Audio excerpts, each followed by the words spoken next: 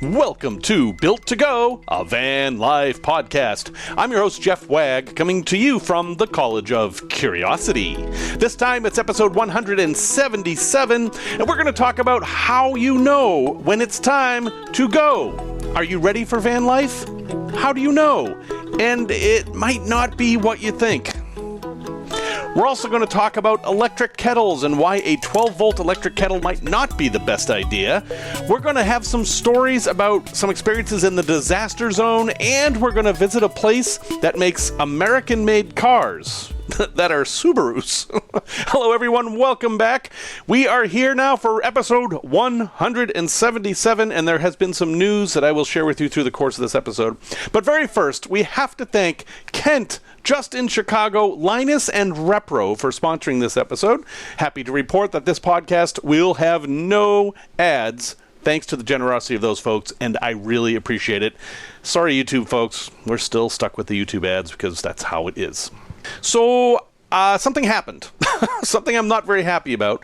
Yesterday, I got a message from Celebrity Cruises, and they have canceled all Antarctica trips for 2025, which is when I was planning on taking a group down to Antarctica.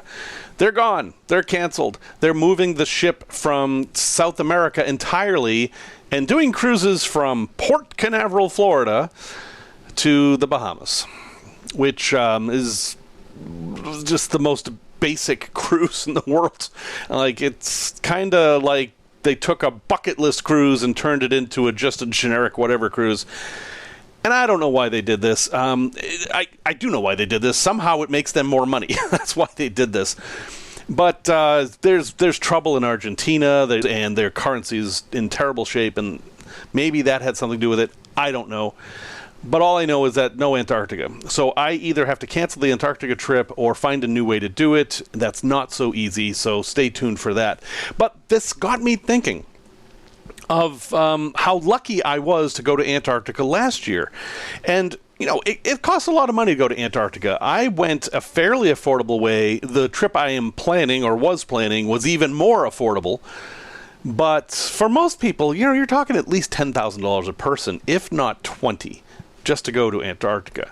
So this is a major thing. And I thought about the decision I made to go, and a lot of that decision was based on a simple thing that I think applies to van life in a big way, and that is, I could. I always wanted to go to Antarctica ever since I was a kid, and I suddenly had the things I needed to do it. I had the time, I was healthy enough, and I had the money. It was in my travel fund, and it was just enough to get me there. I had to totally wipe out my travel fund, but no, that's okay. That's what it's for. And I thought, you know, there's a lot of people who listen to this show and who are browsing YouTube for van life videos and TikTok or whatever they're using these days, whatever those kids are using these days, wondering, wishing, trying to figure out when they can go. And the answer is, when you can. Oh, I'm so helpful, aren't I? Now, you can search YouTube and find lists of everything, like you need to have a vehicle and it has to be in this condition, and you need to have running water and a way to cook and heat, and you need to have money in reserves, and you'll have these lists of here's everything you need, so you know when you're ready to go. And I think those lists are great. I think you should look at those lists and read them, and I'm not going to bother making you one because I think they're very personal and they depend on a lot of things. But the bottom line is that you should go do van life when you can. And if that gives you pause, then maybe you're not ready for van life. You are going to run out of tomorrows. It happens to everybody, and some sooner than later. And if you have an opportunity to do something, then my personal belief is that you probably should do it if it's something you really want to do. And if you have an opportunity to do something and you're not immediately motivated to jump right on it, then how do you know you really want to do it? Now, I remember several times in my youth that my parents were concerned that I was impulsive. I wonder why. And they would try to slow me down, you know. And I've told the story before, but very briefly, we went to Disney World in 1976, and one of the things I really wanted to do was ride the little speedboats in the lake, because I'd never done anything like that before. And the first thing I wanted to do was go ride the speedboats. We had an afternoon that we weren't going to the parks, and the speedboats are right there. And my parents, being good parents, were like, well, let's not do everything at once. Why don't we save that for the end? And that can be the last thing we do before we go home. And this was good advice generally, and I was okay with it. I was a little disappointed, but, I was a kid. And, so we went and did the parks and had a great time. And then Hurricane David came, and they closed the park down. And I did not get to ride those speedboats. And I did eventually get to ride them, but at that point I was much older, and my body weight basically made it so I was the slowest boat on the lake, because, they're not huge. I think it was a 9 horsepower engine on the thing. So that taught me a lesson that while you don't want to rush into everything, you don't want to be, a hedonist and just grab everything as soon as you can, you also have to understand that those opportunities will not be there forever. So what are the things that might stop you from doing van life? Well, money is definitely one. I mean, I know people just get in their van and go and hope for the best, and some people have to do that, and I'm totally understanding of that. But it's probably a good idea to have money in the bank, at least enough to get by for a while, and to have a plan to sustain yourself. Those are good things to have. Health is important. If you have serious health problems and you're in a situation where you're getting care of some sort, that might not be the best time to do van life. And of course, if you don't have a van or some other vehicle you can use, you do want to have a reliable vehicle. That is an important thing. And yeah, you can do it in just about anything, but I can tell you that you can spend $20,000 on a van and not get a reliable van. Ask me how I know this. So consider those things when it's time to go. I am not a big trust your gut person. I'm much more evidence-based than feelings-based. But I do recognize that some of your gut is actually based on evidence that's in the preconscious state that you haven't actually realized yet. We're not going to have a little psychology discussion here, but you will know when it's time to go when your gut says it's time to go. And then I'm going to encourage you to go. Okay, so let's say you're in your mid-20s and you're supposed to be working on your career, but you have a chance to go do van life. Should you do it?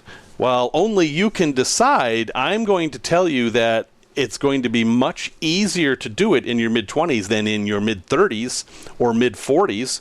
I mean, there's almost like a curve, After you get out of college or high school or you stop going to school or whatever you do and you get into your 20s, you kind of have this golden window, or most people, I'm speaking generally, of few obligations.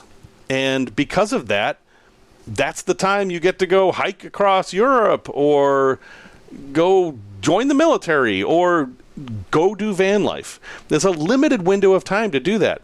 And then when most people get in their 30s, responsibilities start adding up. They've got a real job now that they have to tend to. Maybe they have kids, that kind of a thing. And then as you get into your 40s, that just compounds. And then suddenly in your 50s, your kids maybe have gone, but then your parents are starting to get older and you have to do stuff with them. And then you might get a chance to give up on responsibilities in your 60s and 70s, but then your health is a concern.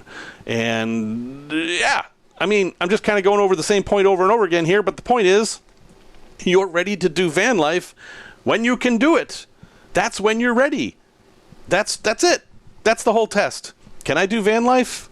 Yes. Do I want to do van life? Yes. Time to hit the road. Out you go. And if you feel like that's irresponsible or people are telling you, why don't you wait on this idea a bit? Just remember that that moment you have when this is available to you isn't going to last forever. So I am not going to push anybody in any direction other than to say, consider all these things and make your own decision. But do van life when you can, if you can, because you won't always be able to.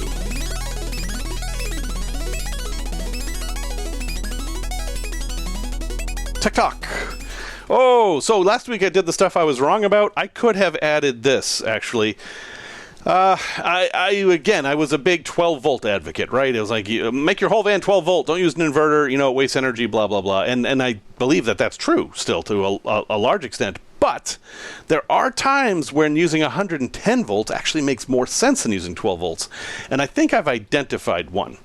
Now, I reviewed a while ago a 12-volt kettle that I've used in my van since I started this Vanlife thing. And it works fine when it doesn't melt the socket. Anything that heats anything electrically is going to draw an incredible amount of power. And an electric kettle that heats water, is not an exception at all. And what I found with my kettle over repeated use was that the cigarette lighter plug would literally melt the socket and destroy it. And I'm talking the high quality sockets that are made out of a ceramic material. The kettle would destroy them. And, a fuse would blow eventually. There wasn't any danger of fire, but it would melt the thing enough that I couldn't use it anymore. And so I got to thinking, all right, what's the solution for this? Now, I could cut off the plug and use an Anderson plug or something like that, make a more firm connection, because those cigarette lighter plugs are kind of crap. But then I thought, well, wait a minute. If I have enough battery capacity to make toast with an electric toaster, which I do, I'll bet I have enough battery capacity to make hot water that way too. And then I thought, well, what if I just used the inverter and had a 110-volt kettle? And I think it makes sense.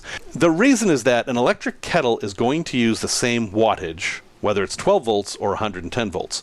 Remember that watts is volts times amps. So if you raise one, we're going to raise the voltage from 12 to 110, you lower the other. And amps is what melts things. So if you can raise the voltage and lower the amps, you end up with less resistance, and that means less melting of things. So if I bought a normal over-the-counter 110-volt electric kettle and plugged it into the electrical outlet and then turned on the inverter, yes, it's not as efficient. I'm probably losing 10 to 20% of my battery power for the time it's running, doing that over 12 volts. But it's not going to damage anything. And I think the problem with the electric kettle is that it's maxing out the rating of the socket at 12 volts. And even for a cigarette lighter that only is in there for 20 seconds or so, it's running for 5 minutes, and it's just too much for it. So if you are a tea drinker and want an electric kettle, or you just want an electric kettle, and you have a good inverter, 2,000 watts or above, a 110-volt kettle is probably going to be better than a 12-volt kettle.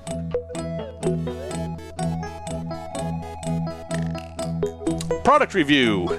This is great. This is one of these things I found that I'm actually kind of excited about, and that's a little pathetic because it is Stryker bath towels. Let me back up a little bit here. Stryker with a Y, Stryker, is a well-known brand in the medical industry. And at the beginning of this year, my wife was hospitalized for a few weeks, and she's fine now.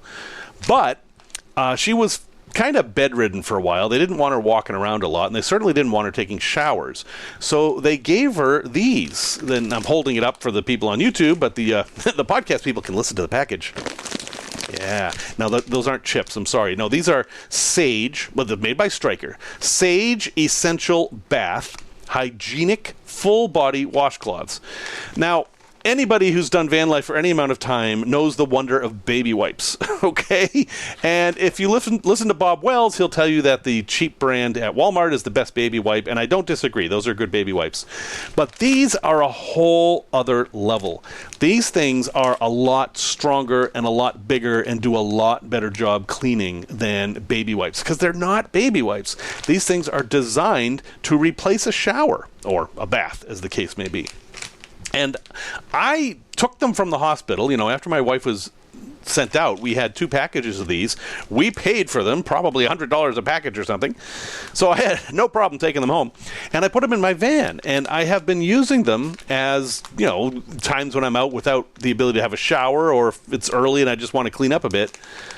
And they're so much better than baby wipes. No more of the baby wipe rolling up on your fingers, or if you have the really cheap one that's falling apart. None of that. These are so much better. But they're a little weird. So, like I said, they're bigger. And they're wet, and they come in scented and unscented. And I haven't tested whether the unscented ones, help with mosquitoes or anything like that. The scent is very mild, and I don't have a problem with it. But the instructions on here, well, first off, they tell you should put it in the microwave before you use it, which is something I hadn't actually thought of. But boy, that makes sense. If you have a way to microwave your wipes or these, well, why not? Then you can have a nice warm shower with your wipes. So that's a good idea. Now, the other thing in the instructions is, and this is something I disagree with, is they want you to use the whole package.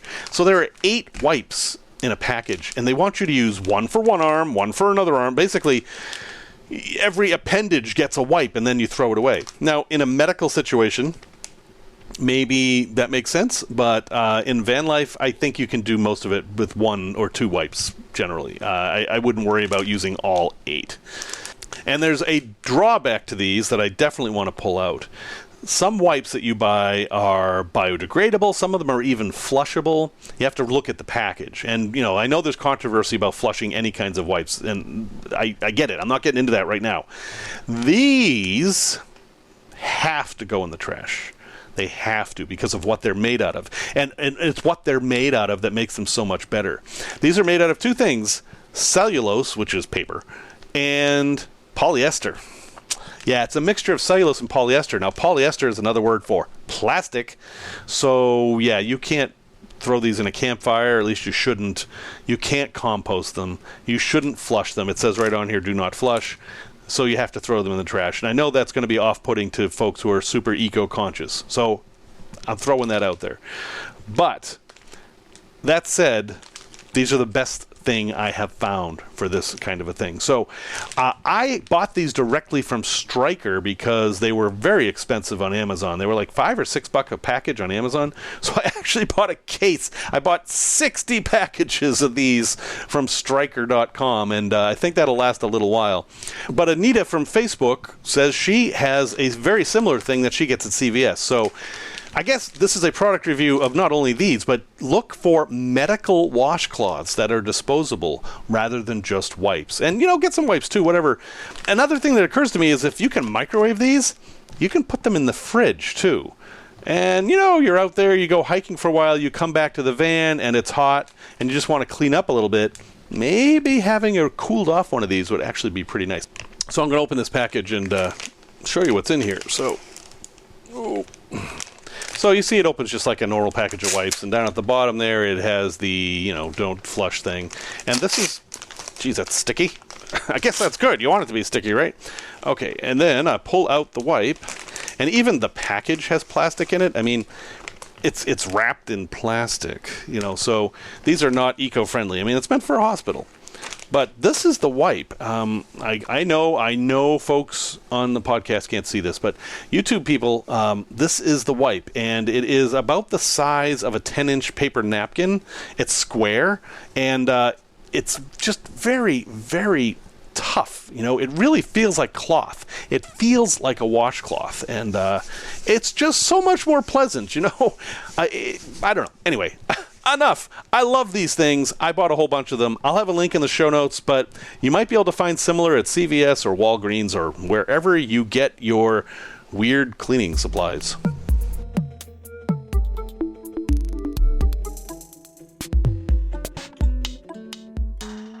Tales from the road. So last week I talked about an incident in Haiti, and this might be a little strong, but it seemed to rub some folks the wrong way. Not everybody, but some folks. And their complaint was basically that I suggested that religious groups going into disaster areas weren't doing anything. And that's unfortunate, because it's not true.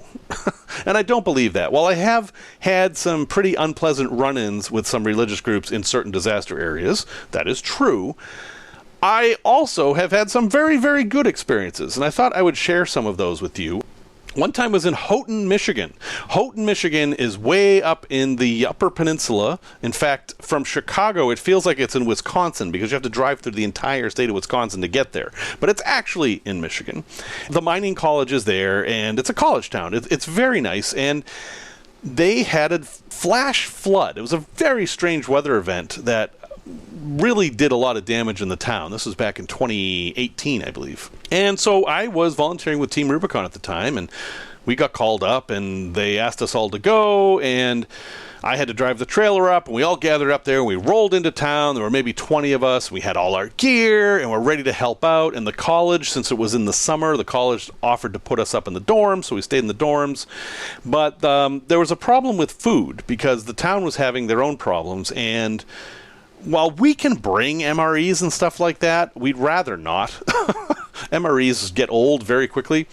And as has happened in just about every disaster area I have been in, a local church said, oh, we'll feed everybody. And that's it. They just do it. And we went to this church up on the hill, and it was 7 o'clock in the morning, and the church ladies, as they called themselves, got up early in the morning and made us fabulous breakfasts every day we were up there. And this is just one tiny example of religious organizations doing good during disasters. That's a very, very common story. I'll actually tell the rest of the Houghton story another time, because it was an interesting op. Other examples, I was in Missoula, Montana for flooding, and we were actually coordinating sandbag crews, and we didn't have a place to stay. And boom, this church says, hey, you can stay in our place. And, we didn't sleep amongst the pews. They had this giant recreation hall with ping pong and Xboxes and a big snack bar and all this stuff, and they let us stay there. No questions asked. They gave us the keys, and that was it. Again, this happens all the time. I am not a religious person, and I do not want to bring religion or politics into this podcast. But it is interesting to note that when there is a disaster, that's where religious organizations really get a chance to shine. And while they don't all, the ones that do really make a big impact. And one organization that I can't thank enough for their work in disaster areas is the Salvation Army. I understand they're controversial. I know they've done some things in the past that I don't approve of. I know they have a very strange structure and they're somewhat opaque. I understand all of that. All I'm saying is, at every disaster I've been at that's been of a decent size, Salvation Army has been there giving out food or blankets or whatever is needed, and they don't say a thing other than, here you go, I hope you have a better day. They don't proselytize. They're not trying to spread the word of God or anything like that. They're trying to get need to the people who need it the most. And I have to respect that. So maybe I will tell those other stories about the bad experiences I've had some other time. But for now, I just want to acknowledge that religious organizations filled with good people do a lot of good in disaster areas. And in fact, they're essential.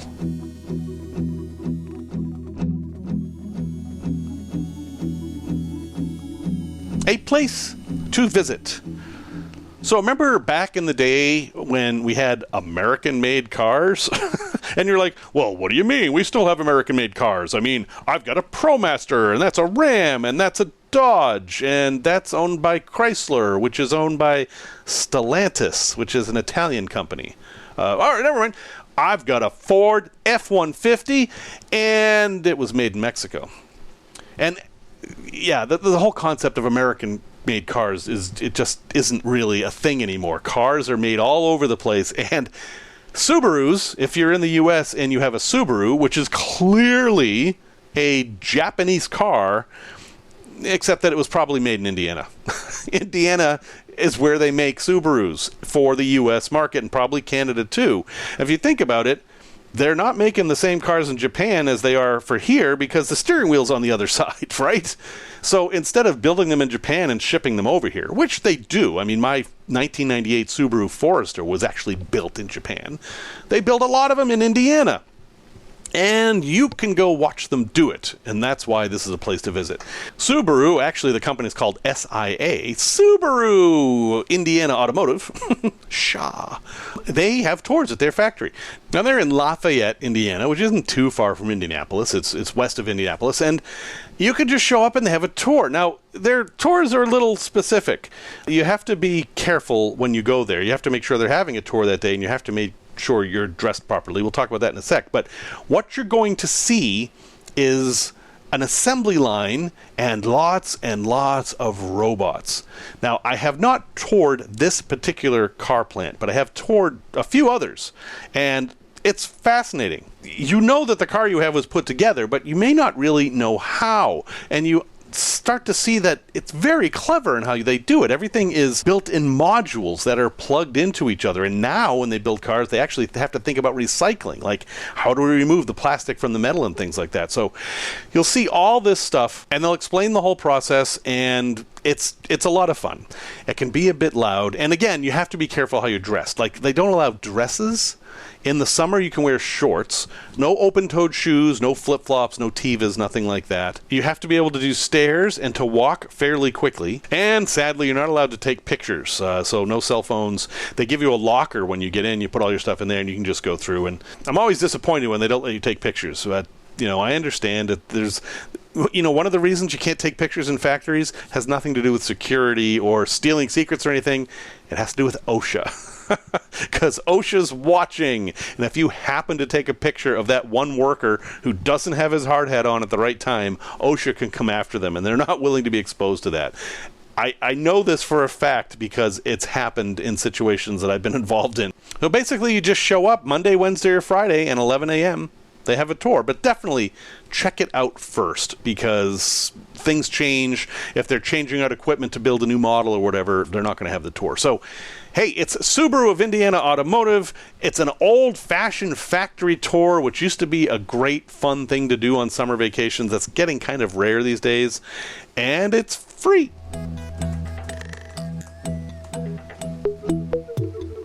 Resource recommendation.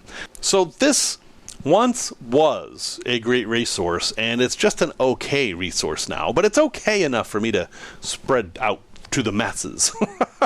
When I was a kid, going on factory tours was a great summer thing to do. We used to do it all the time. We went to pretzel factories, Build-A-Bear factories. I've been to cheese factories, bottling factories, beer factories. So many different factories I've been to, and I've loved each one. I just think it's a really fun thing to do. And a lot of them have stopped. Liability reasons, whatever, terrorism. 9/11 caused a lot of this stuff to be shut down. But there are still some out there, and a place where you can find them is at this website called factorytoursusa.com. And it's just an old school HTML, very simple listing of all the factory tours available in the entire country. You get a map of the U.S., and sorry, Canada, and you click on the state, and it lists all the places, and then you can click in and see more and more. And it's great. There's all these factories I've never heard of on here, and I'm going to go through this list now every time I go to a new state. And why am I not recommending this wholeheartedly? Well, it's because I don't think this site has been updated since the early 2000s. Some of the factories listed here are for brands that no longer exist, so I'm going to guess the last time the site was updated was in 2005. So what that means for you is you have a list of factories. That's still good, but you have to do your homework as to whether they still have tours or they even still exist. So I did a spot check of ones in Ohio, and about 60% of them were still in business. So again, this is an imperfect resource, but it's a resource nonetheless. And maybe you don't like factory tours, I don't know, but I like them. As a curious person, as somebody who likes to watch how it's made, factory tours are a lot of fun, and sometimes you get free samples as well too. So, what's not to love about that? URL is factorytoursusa.com. I'll have a link in the show notes, of course, and definitely be sure to double check that they're still there before you spend time traveling there.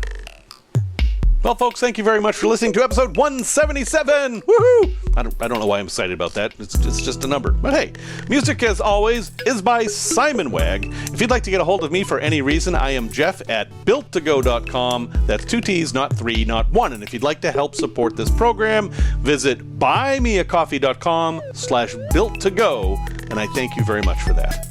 Until next time, remember the words of Benjamin Disraeli, who said, "One secret of success in life is for a man to be ready for his opportunity when it comes."